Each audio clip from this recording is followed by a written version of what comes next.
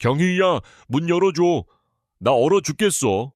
70평생을 살아온 정순의 주먹이 피가 배어나올 정도로 차가운 철문을 두드렸다. 영하 20도의 냉기가 살을 애는 듯 파고들었지만 그보다 더 잔인한 것은 문 밖에서 들려오는 며느리 경희의 싸늘한 비웃음이었다. 할망구, 어차피 오래 못 살 텐데 그냥 지금 가. 오늘이 바로 할망구 제삿날이야. 의식이 흐려지는 절망의 순간 정수는 깨달았다. 이 모든 비극은 바로 그날 아주 사소하게 들려왔던 전화 한 통에서 시작되었다는 것을. 안녕하세요. 구독하고 좋아요를 눌러주세요. 어느 도시에서 시청하고 계신지 댓글에 적어주시면 정말 큰 힘이 됩니다. 이 끔찍한 배신은 사실 3주 전 경기도 변두리의 낡은 정육점에서 시작되었습니다. 남편 영수가 세상을 떠난 지도 벌써 3년째. 정수는 아들 철수와 며느리 경희의 눈칫밥을 먹으며 하루하루를 보내고 있었습니다. 아침 식탁에서 어머니, 요즘 많이 드시는 것 같은데 우리도 먹고 살기 빠듯해요 라며 뼈있는 말을 던지는 며느리의 냉대는 일상이 된 지 오래였습니다. 그런 그녀에게 유일한 위안은 학교 가기 전 꼭 할머니 품에 안기는 10살짜리 손자 민호뿐이었습니다.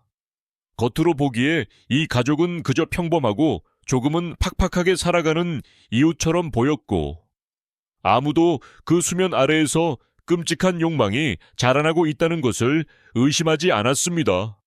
하지만 이것은 끔찍한 비극의 시작에 불과했습니다. 그날 오후 정수는 거실에서 민호에게 입힐 스웨터를 뜨며 모처럼 평온한 시간을 보내고 있었습니다. 조용한 집안에 뜨개바늘 소리만이 규칙적으로 울려 퍼지던 바로 그때 부엌에서 들려온 며느리의 나지막한 목소리는 그 평화를 산산조각 냈습니다. 경희는 누군가와 조심스럽게 통화하고 있었습니다. 네. 피보험자는 시어머니 정순, 수익자는 저 김경희 맞고요. 사망보험금 5억 원.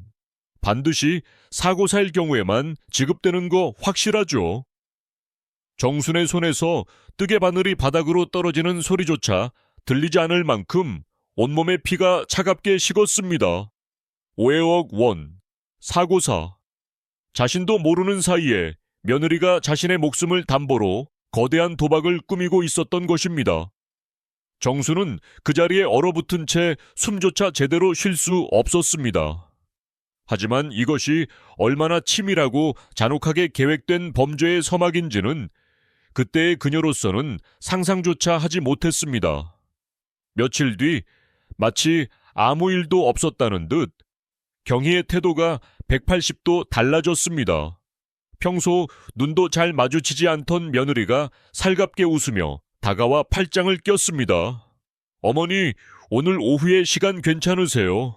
냉동 창고 정리 좀 해야 하는데 오래된 고기들이 많아서 어머니의 도움이 꼭 필요해요. 정수는 순간 등골을 타고 흐르는 서늘한 기운을 느꼈습니다. 평생 정육점을 운영해온 자신을 귀찮은 짐처럼 여기며 가게 일에서 철저히 배제했던 며느리의 갑작스러운 부탁은 명백한 위험 신호였습니다. 하지만 정순이 거절의 말을 꺼내기도 전에 옆에서 숙제를 하던 민호가 해맑게 외쳤습니다. 할머니, 같이 가요. 제가 도와드릴게요. 라며 손을 잡아 끄는 손자의 모습에 정순의 마음속 경고등은 희미해졌습니다. 어쩌면 정말 자신의 도움이 필요한 것일지도 모른다는 헛된 희망, 그리고 손자와 함께 있고 싶은 순수한 마음이 그녀의 발걸음을 정육점 뒤편, 하얀 냉기가 뱀처럼 새어나오는 거대한 냉동 창고 앞으로 이끌고 말았습니다. 아무도 몰랐습니다. 그 철문이 바로 지옥으로 들어가는 입구였다는 것을. 어머니가 먼저 들어가서 저 안쪽부터 봐주세요. 전 밖에서 재고 목록 좀 확인하고 바로 들어갈게요. 경희의 목소리는 이상할 만큼 침착했습니다. 두꺼운 철문 앞에서 정수는 본능적으로 망설였습니다. 영하 20도의 살인적인 온도를 내뿜는 창고 안은 어둡고 축축한 기운으로 가득했습니다. 그때 민호가 등을 살짝 밀었습니다. 할머니, 어서요. 가장 믿었던 손자의 부드럽지만 단호한 손길에 정수는 마지막 경계심마저 무너뜨린 채 창고 안으로 발을 들였습니다. 바로 그 순간 등 뒤에서 쾅 하는 굉음과 함께 세상의 모든 빛이 사라졌습니다. 철컥 밖에서 빗장이 걸리는 소리가 정순의 마지막 희망을 끊어 놓았습니다. 얼마나 지났을까? 의식이 가물거릴 때쯤 문이 열리고 민호가 서 있었습니다. 하지만 아이아이의 얼굴에는 그 어떤 감정도 담겨 있지 않았습니다. 뒤이어 달려온 경희는 마치 연극배우처럼 과장된 몸짓으로 소리쳤습니다. 어머니, 괜찮으세요? 세상에 문이 고장나서 잠겼었나 봐요. 우리 민호가 발견해서 겨우 열었어요. 정수는 그 거짓된 연기를 꿰뚫어 보았지만 얼어붙은 몸은 말을 듣지 않았습니다. 다음에 무슨 일이 일어날까? 정수는 그때 이미 알고 있었습니다. 이것은 끝이 아니라 더 끔찍한 시작이라는 것을. 그날 저녁 식탁 위에는 김이 모락모락 나는 된장찌개와 평범한 반찬들이 놓여 있었지만 그 공간을 채운 공기는 칼날처럼 차가웠습니다. 겨우 몸을 추스른 정수는 떨리는 목소리로 아들 철수에게 진실을 고했습니다. 철수야, 오늘 경희가 나를 일부러 냉동 창고에 가뒀단다. 하지만 하루 종일 고된 일에 지친 아들의 반응은 싸늘하기만 했습니다.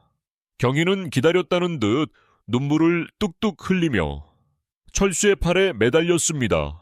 여보, 어머니가 요즘 자꾸 이상한 말씀을 하세요. 저를 의심하시는 것 같아요.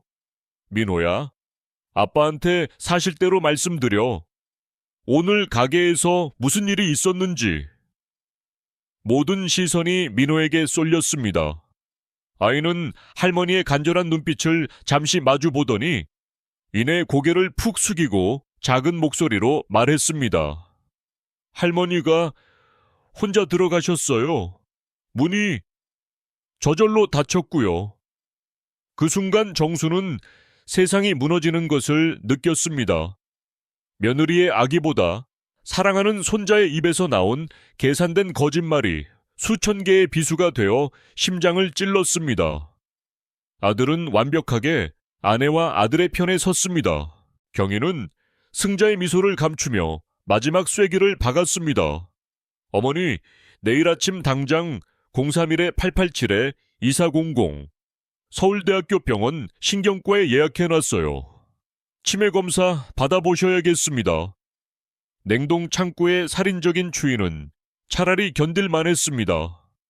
아들의 외면과 손자의 배신이라는 그 어떤 추위로도 얼릴 수 없는 지독한 절망 앞에서 그녀는 완벽하게 혼자였습니다. 그날 밤 낡은 주택의 모든 소음이 멎은 깊은 어둠 속에서 정수는 뜬 눈으로 밤을 새웠습니다. 며느리가 예약했다는 병원에 끌려가 치매 환자라는 낙인이 찍히고 나면 다음번 사고는 누구도 의심하지 않을 완벽한 범죄가 될 터였습니다. 모든 희망이 사라졌다고 생각한 바로 그때 방문이 삐걱거리며 한 뼘쯤 열렸습니다. 달빛을 등지고 서 있는 작은 그림자는 민호였습니다. 아이는 소리 없이 방으로 들어와 문을 닫고는 정순의 침대맡에 주저앉아 터져나오는 울음을 삼켰습니다. 할머니, 미안해요. 그 한마디는 낮에 들었던 차가운 거짓말과는 전혀 다른 죄책감으로 갈갈이 찢긴 아이의 진심이었습니다. 민호는 떨리는 목소리로 충격적인 비밀을 털어놓기 시작했습니다. 가게에 빚이 무려 3억 원이며 엄마가 그 빚을 갚기 위해 할머니의 5억 원짜리 보험금을 노리고 있다는 것. 그리고 자신에게 엄마 말 안 들으면 아빠도 다칠 수 있다고 협박했다는 사실까지. 정수는 손자의 고백에 가슴이 미어졌지만 진짜 지옥은 이제부터였습니다. 민호는 눈물을 닦으며 마지막 말을 내뱉었습니다. 그 말은 집안의 공기를 얼려버릴 만큼 끔찍했습니다. 할머니, 엄마 방 서랍 깊숙한 곳에 시어머니 사고사 계획서가 있어요. 다음 날 오후, 정순의 심장은 금방이라도 터져 나올 듯 격렬하게 뛰었습니다. 경희가 급한 볼일이 있다며 가게로 나가고 철수가 도축장으로 떠난 오후 4시. 집에는 오직 정순과 민호만이 남았습니다. 지금이 아니면 기회는 없었습니다. 민호의 안내에 따라 두 사람은 도둑처럼 발소리를 죽이며 경희의 방으로 들어갔습니다. 화려하진 않지만 값비싼 화장품과 옷들로 가득한 방은 3억 빚에 쪼들리는 사람의 공간이라고는 믿기 어려웠습니다. 민호가 가리킨 낡은 서랍장 맨 아래 칸, 낡은 옷가지들 밑에서 먼지 쌓인 파일 하나가 모습을 드러냈습니다. 파일 표지에는 또박또박 쓰인 글씨로 시어머니 사고사 계획서라고 적혀 있었습니다. 떨리는 손으로 파일을 열자 가장 먼저 눈에 들어온 것은 정순의 이름과 도장이 찍힌 5억 원짜리 생명보험료 펌증권 4번이었습니다. 그리고 그 뒤에는 은행에서 온 붉은 글씨에 빚 독촉장들, 마지막으로 정순의 혈압을 터뜨릴 듯한 문서가 있었습니다. 그것은 경희의 필체로 상세히 기록된 살인 계획서였습니다. 1단계, 냉동 창고, 실패 시, 2단계, 계단 실족사 유도, 장소, 집, 안계단, 시간, 야간, 3단계, 가스 누출 위장, 준비물, 가스 호스, 절단용 니퍼. 모든 것이 너무나 구체적이고 잔혹해서 정수는 숨을 쉴 수조차 없었습니다. 이제 돌이킬 수 없었습니다. 이것은 단순한 의심이 아니라 명백한 살인 예고였습니다. 민호야, 내일이 내 증조 할아버지 제삿날이지. 정순의 목소리는 분노와 슬픔으로 가늘게 떨리고 있었습니다. 민호는 겁에 질린 얼굴로 고개를 끄덕였습니다. 좋아. 정수는 휴대폰으로 모든 서류를 한 장 한 장 빠짐없이 촬영하고 동네 문구점으로 달려가 복사까지 마쳤습니다. 원본 파일을 원래 자리에 돌려놓고 방을 나올 때 그녀는 더 이상 어제까지의 무력한 노인이 아니었습니다. 그녀의 눈빛은 차갑게 빛나고 있었습니다. 모든 친척이 모이는 그 자리에서 내 엄마의 저 추악한 가면을 벗겨주마. 제사상 앞에서 벌어질 피해 폭로극, 그 무대는 완벽하게 준비되었습니다. 다가올 재앙의 그림자는 이미 집안 구석구석에 짙게 드리워져 있었습니다. 내일 이 집에서는 누군가의 인생이 완전히 파멸하게 될 것이었습니다. 제삿날, 집안은 음식 냄새와 오랜만에 만난 친척들의 웃음소리로 가득했습니다. 경희는 그 누구보다 분주하고 살가운 며느리인 척하며 상을 차리고 술을 따랐습니다.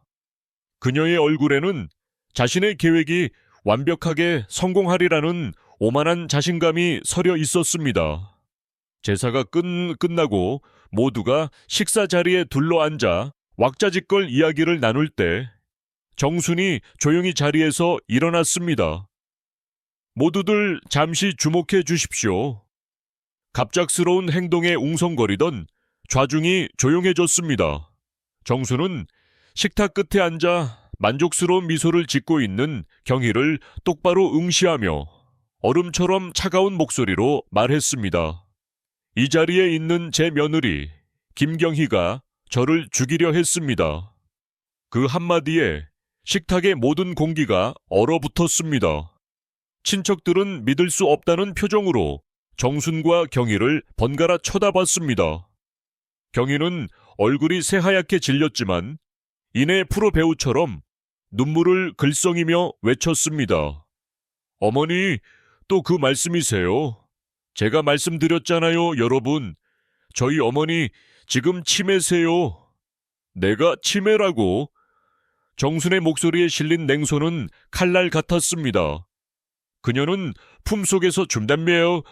꼼속에서 준비해온 서류 뭉치를 꺼내 테이블 중앙으로 던졌습니다. 종이들이 사방으로 흩어지자 가장 가까이 앉아있던 철수의 큰아 형님이 의심스러운 눈초리로 서류 한 장을 집어들었습니다. 그의 눈이 경악으로 커졌습니다. 이게 대체 뭐야? 재수씨 이름으로 어머님 앞으로 5억 원짜리 사망보험이 들어져 있잖아.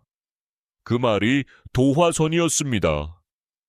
친척들이 너도나도 서류를 집어들었고 여기저기서 경악과 분노의 탄성이 터져 나왔습니다. 세상에, 여기 시어머니 사고사 계획서라고 적혀 있어. 냉동 창고, 계단 실족사, 이게 사람이 할 짓이야?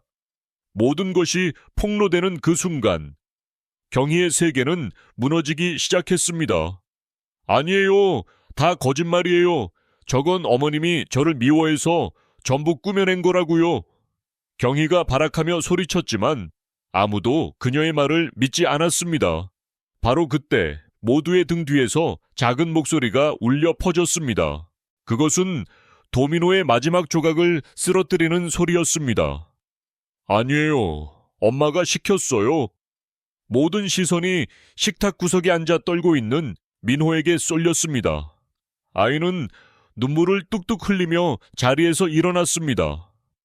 엄마가 할머니를 냉동 창고에 가두고 저한테 거짓말하라고 협박했어요. 철수는 아들의 충격적인 고백에 숨조차 쉬지 못했습니다. 자신이 믿었던 아내, 그리고 아들이 벌인 끔찍한 연극의 진실 앞에서 그는 완전히 넋이 나갔습니다.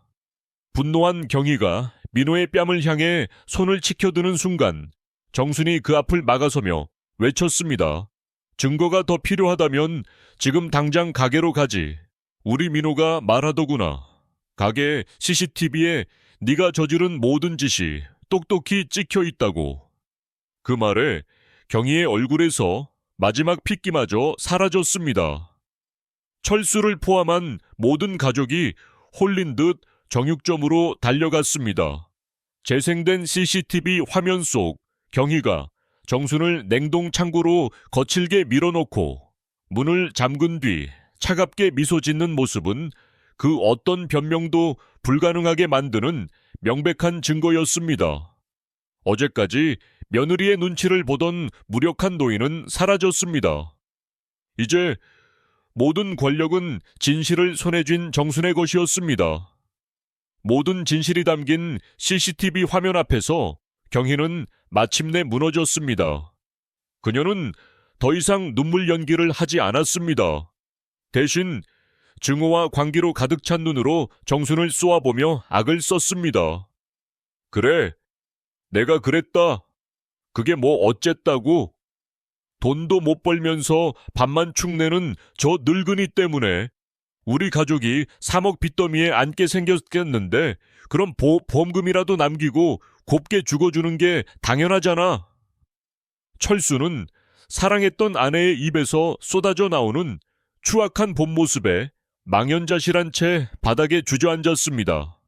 그는 아내의 악행보다 3억이라는 빚의 무게에 짓눌려 울부짖었습니다. 3억, 우리 이제 어떻게 다 끝났어. 모든 친척이 절망적인 분위기에 휩싸여 있을 때 가게 안에 모든 소음을 잠재우는 조용하지만 단호한 목소리가 울려 퍼졌습니다. 그것은 정순의 목소리였습니다. 빚 걱정은 하지 마라. 그녀는 아들을 일으켜 세우며 그 자리에 있는 모두를 향해 마지막 폭탄을 터뜨렸습니다. 사실 내게 10억이 있다. 순간 철수와 민호 그리고 모든 친척의 눈이 믿을 수 없다는 듯 며칠 전까지만 해도 그저 가난하고 힘없는 노인이라고 생각했던 정순에게 꽂혔습니다. 정순은 남편 영수가 젊은 시절 재미삼아 사두었던 경기도 외곽에 쓸모없던 땅이 최근 신도시 개발 부지에 포함되면서 10억 원이라는 거액의 보상금을 받았다는 사실을 털어놓았다. 그녀는 아들과 친척들을 둘러보며 담담하게 말을 이었다. 너희들이 나태해질까봐, 그리고 진정한 가족으로 나를 대해주는지 보고 싶어 그동안 말을 아꼈다.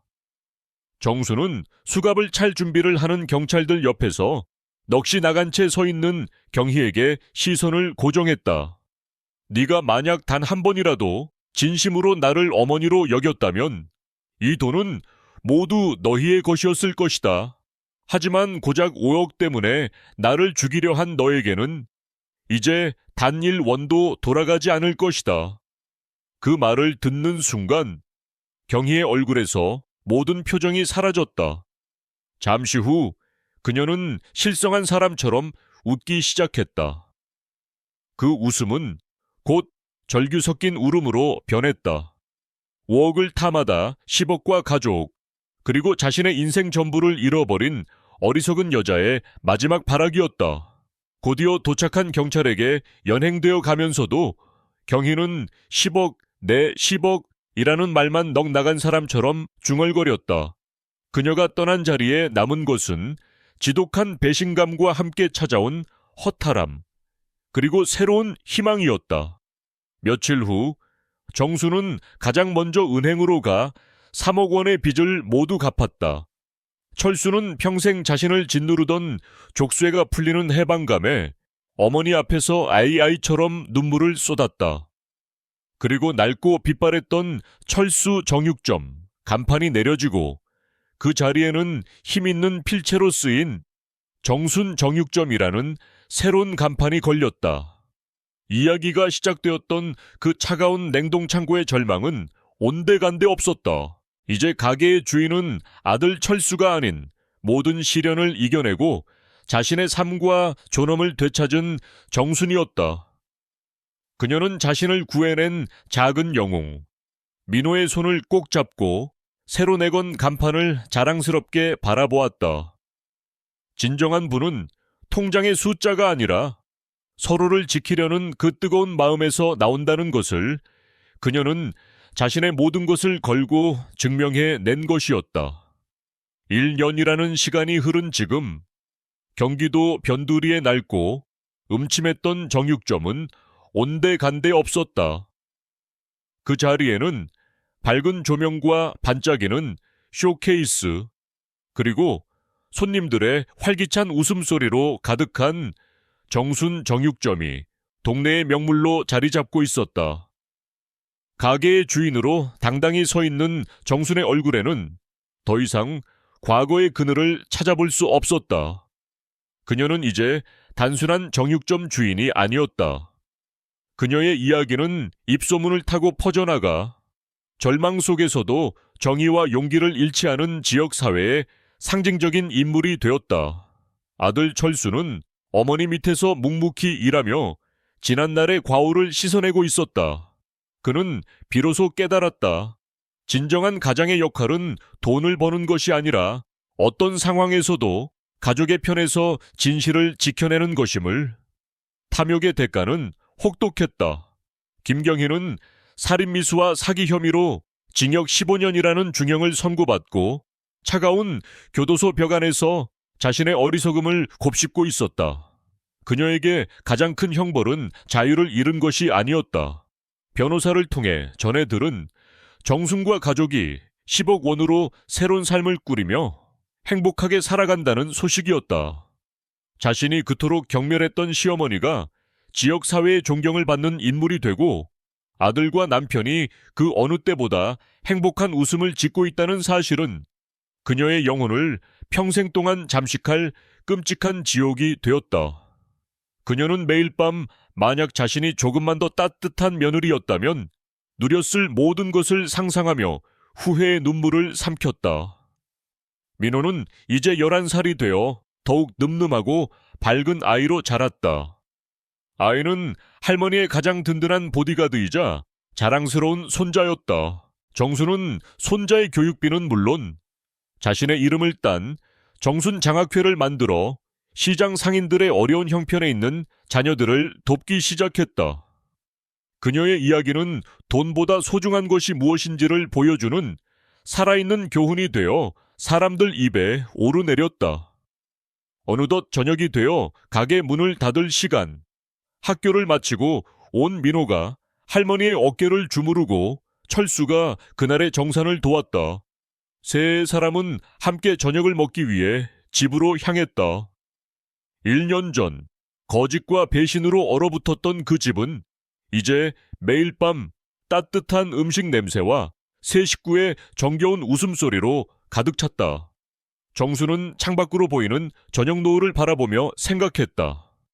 인생의 가장 혹독한 겨울을 이겨낸 후에야 비로소 가장 따뜻하고 찬란한 봄이 찾아온다는 것을. 오늘 이야기는 여기까지입니다. 이 이야기는 우리에게 묻습니다. 진정한 가족이란 무엇일까요?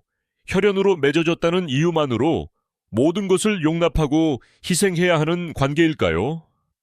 정순 할머니의 삶은 그렇지 않다고 말해줍니다. 그녀가 되찾은 것은 10억 원이라는 돈이 아니라 자신을 존중하고 사랑해주는 사람들과 함께 살아갈 권리였습니다.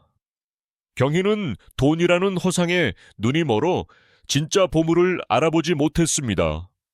그녀가 버린 10억 원의 가치보다 더 소중했던 것은 바로 가족이라는 이름으로 맺어진 따뜻한 인연이었습니다.